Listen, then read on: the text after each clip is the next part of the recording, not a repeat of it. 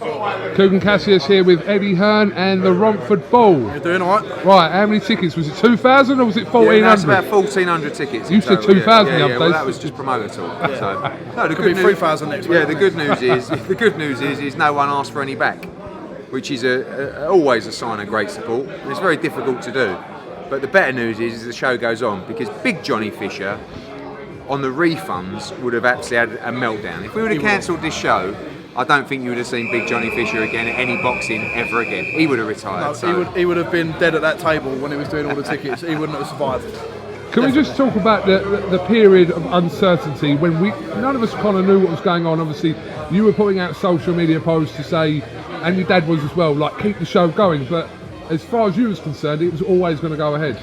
No, not always.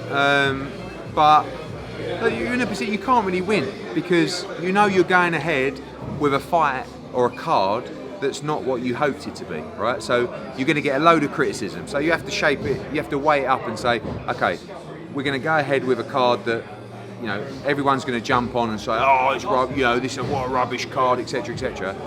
But then you have to look at the obligations you have to the fighters, both morally and contractually.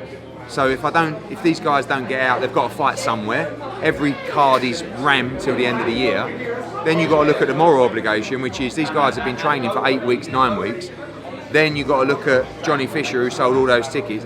To be honest, like if he hadn't sold that amount of tickets and there wasn't the moral pressure of Essex on my shoulders, I would have been a lot more likely to cancel it. Well, you would have pulled it without him? Not necessarily, no. But he likes that better, doesn't he? Yeah. He got pulled. I would have gone ahead with the show, but it's very difficult to go ahead when you've got people on your own doorstep. I'm walking down where I live, everyone that I know in Brentwood or Romford, they're all going. Yeah. So, and they're not going now because Dillian White's on, because they're going to watch Johnny Fisher. So it just, you have to sort of make a decision. And the decision was, even amongst the stick, and every post you put out now, oh well, ain't much of a card now about Dillian White. Yeah, sorry, it's not as strong as we hoped it once would be. But we've got some good fights, we've got some great talent, and we're going to have a lot of fun, and he's got huge support. So, and it don't mean one of these fights could turn into a trailblazer, another one could turn into fireworks. You don't know how they're going to go. But when it was that period of uncertainty, Adam already ringing me up saying, listen, we don't know if the show's going to go ahead or not. I said I would fight Wally, because I didn't want to let all my 1,200, 1,400 people I've sold tickets 2,000. to. 2,000, 3,000. Yeah. But that's what I was thinking. I'd rather fight and not let people down, because I've got nothing to lose in that situation. I know it's levels above what I am, but I'm game and I'll fight. What comes first, the ability to fight or the ability to sell tickets? Always the ability to fight, because ultimately that will get you to where you need to be. And if you can't fight, then your ceiling is limited. If you can fight and you can sell tickets, you are golden. And I always knew, as the Double Lively Bosch song goes, that the whole of Romford would come out to watch Johnny Fisher, and they literally have. Like, I've got to be honest. Like I said to Darren Barker earlier, we was joking, because I've never known the only fighter who has sold more tickets out of hand. It's very different to selling at a box office and selling out of hand. Johnny don't sell at a box office yet because he's a novice. In time, if you can get that and the local support, you're golden. The only fighters that I've seen sell more out of hand is Josh Warrington, Lewis Ritson, very close when he was firing in Newcastle, Crawler.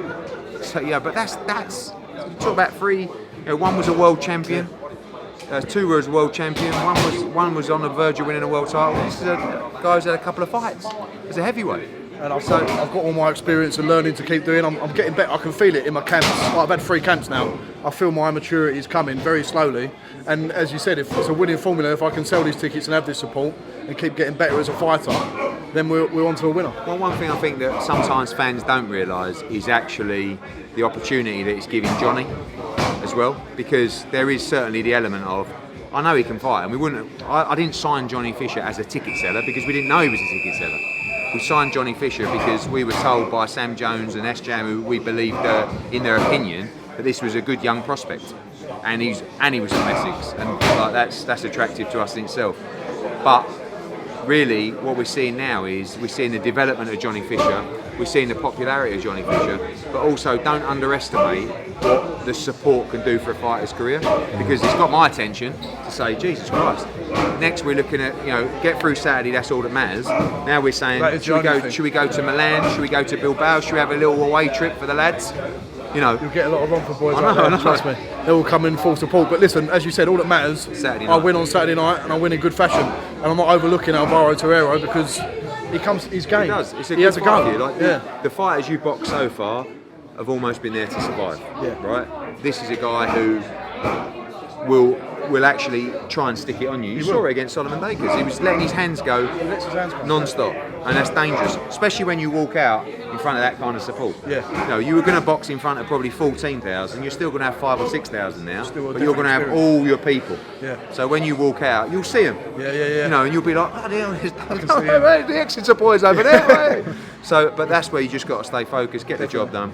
But I hope everyone who's bought a ticket from him enjoys it, and genuinely thank you for the support, because you don't realise what you're doing for his career to give him that kind of support, because it's everything from the promoter saying, Jesus, this kid's popular, TV, media, everything. That's one thing I've got to say. I've got a lot of genuine people who support me, not just from Romford and Essex, but I've had people from South London, people from Derby, people from up north, people from Ireland are coming over, flying over. So I think it's great to have that support from people, not just from the local area, but people coming from all over the country. Craig Richards said that he went to sell tickets to one of his guys that he normally buys tickets for. He said, "No, I'm all right, thanks. I bought one off Johnny Fisher." Sorry, Craig, my fault, mate. Just finally, let's just address, obviously, in that period of uncertainty, you chucked your name in the hat to fight Otto Wallin. I think we look at that as kind of just the scope being unrealistic, but you probably 100% meant it at the time. I was thinking it at first. I was thinking, if I put my name forward, what is that? And then after a while, I thought, why not just do it? Put my name out there, and I posted it or whatever. But then after that, after a couple of hours thinking about it, I realised, what's he going to get out of fighting me? One, he's going to get nothing, because if he beats me, he don't beat me that convincingly, I wobble him or something, that damages his credibility a little bit.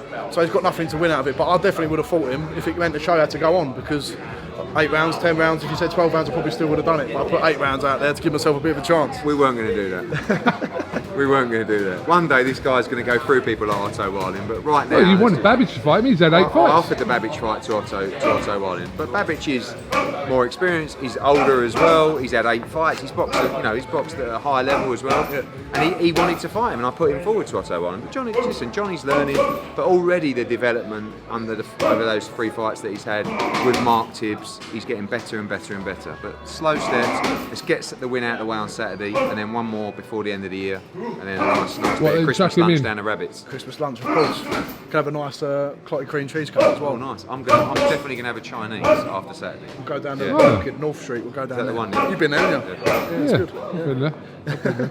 All right, thank you very much, Johnny. Good luck on Saturday. Thank you very much, KUGAN. Cheers. Cheers, mate. Thanks, Ed. Cheers, mate.